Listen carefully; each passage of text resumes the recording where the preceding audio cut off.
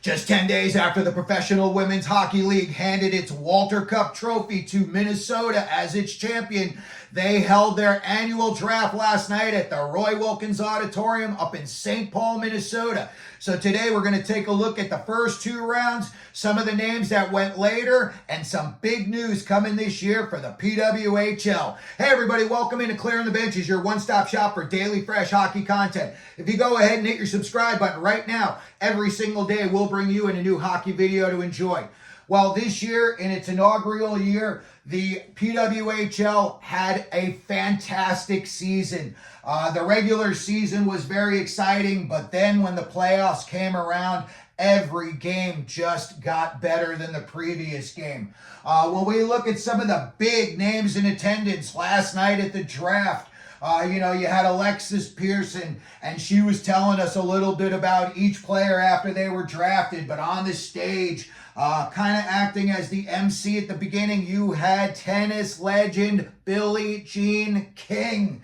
You also had Ilana Kloss, Tess Bonhomme. You also had the PWHL Players Association Director Brian Burke on hand, and he made one of these selections. You had 167 eligible players to be drafted last night that came from 19 different countries. So that tells you how much this sport is growing and very quickly. All right, let's look at the first round last night. Everybody knew who it was going to be, and no one was shocked when New York said, we will take Sarah Fillier.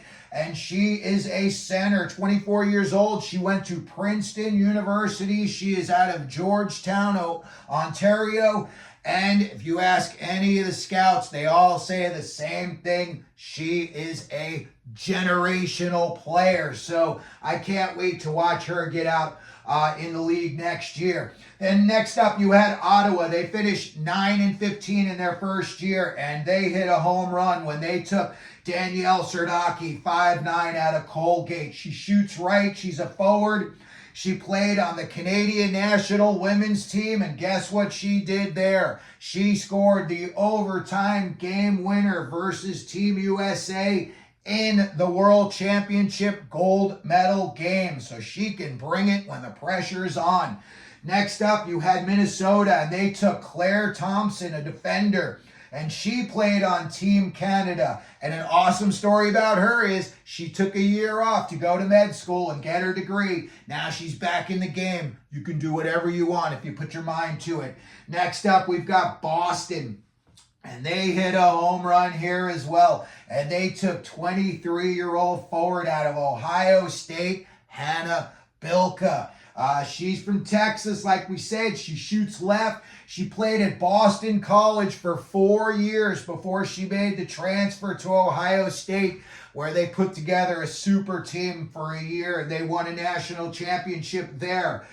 She is very defensively responsible. She loves that puck on her stick. And again, she is a winner. Next up, we had Montreal taking one of her teammates, and that was Claire Barnes, who also went to Ohio State, and she is from the state of California. She played 5 years at Boston College before transferring to Ohio State, where she won a national championship. And then the last pick in the first round was made by Toronto, and they took Julia Gosling, a forward, and she went to St. Lawrence, where she was the captain.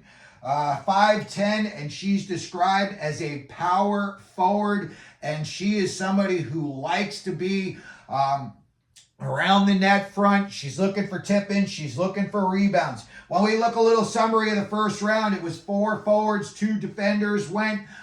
2 ladies were taken from the U.S. and 4 from Canada. When we look at round 2, there was a trade between Boston and New York. They swapped picks, so Boston picked first in the second round. They took Daniela Pejšová, SDHL, the Swedish Hockey League, and she played 6 seasons in Europe. She's a very highly skilled and physical player, and she won bronze on the 2022 Olympic team. And despite the fact that she played 6 years of pro hockey, she's only 21 years old. So she's really got a lot going for her when she comes into this league. Okay, when we look at number 8, you've got Ottawa. They picked Ronja Savolainen, and she's 26 years old, and she is out of Helsinki, Finland. She played 8 years in the Swedish Hockey League, and she is a 6-time champion. And the book on her is she likes to play physical. So, again, a lot of teams this year, they saw what went on in the playoffs in the first year, and they said, wow, it's going to get very physical. So let's make sure everybody we draft has got sprinkled in some physicality in their game. So again, when you see somebody, like a 6-time champion, and one of their traits is they like physicality, those two go hand in hand. When we look up next, and we see Minnesota pick number 9th, and they took Britta Curl out of the University of Wisconsin. She's 24 years old, and you want to hear some pedigree? 3-time national championship at the University of Wisconsin. Another player that they say has got a very high hockey IQ, and guess what? She plays physical. This league is going to be so awesome to watch this next season. It's just going to be a lot of fun. That is for sure. When we look up next, we see New York pick 10th, and they took Maya Nyland Pierson, a defender, and she was the 3-time defender of the year in the Swedish League, and she's only 23 years old. In 2022, check this out for a good season, she was the Swedish defender and the Swedish player of the league. In the league. So again, very, very highly skilled players are getting infused into this league, as well as everybody played this year. It's going to take a step forward next year. That is for sure. Then when we look at the number 11 selection, it was made by Montreal, and they took Jennifer Gardner, and she is 22 years old out of Surrey, BC. She won 2 national championships at Ohio State, and I hope you are sitting down for this stat. At Ohio State, she had 171 points. So when Montreal rolls into town, you are definitely going to have to take notice of Jennifer Gardner every time she comes over the boards. If not, she's going to be celebrating with her teammates. And then finally, with the 12th pick, we have Toronto, and they took Megan Carter, a defender out of Northeastern, where she was the captain. She was the Hockey East Defender of the Year. So another highly, highly skilled player coming into the PWHL. When we look at some of the other notable names, Abby Boreen. She played last year in Minnesota, but she didn't have enough minutes or time as a full-time player, so she had to go back through the draft, and Montreal stole her from Minnesota. She was very, very